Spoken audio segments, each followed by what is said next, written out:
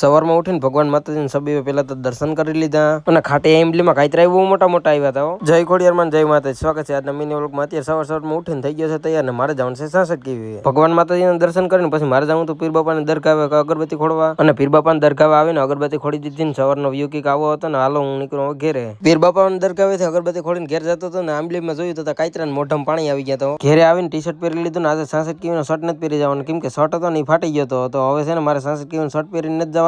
મેથી વાળા મારી મમ્મી ગરમા ગરમ થેપલા બનાવી નાખી, બેસી ગયો શેક લઈને નાસ્તો કરવા. પછી વિપુલભાઈ સવારમાં ગાડી દુકાને લઈ જાય, પછી હાલીને થઈ ગયો દુકાને હાલતો ને લઈ લીધા કુતરાના રોટલા હાથમાં. પછી હું દુકાને પૂગી ગયો, ગાડીની ચાવી ચાલુ કરીને નીકળી ગયો. પછી 66 કેવી પછી પાદળીને રસ્તે પૂગી ગયો, મોટા કુતરા નતા, નાના ગલુડિયા નાખી દીધી રોટલી. માતાજીના મંદિરે પૂગી ગયો, લાઈટો ચાલુ હતી. પછી લાઈટ વાળો રૂમ નું હાસણું ખોલીને પછી લાઈટો બંધ કર્યું.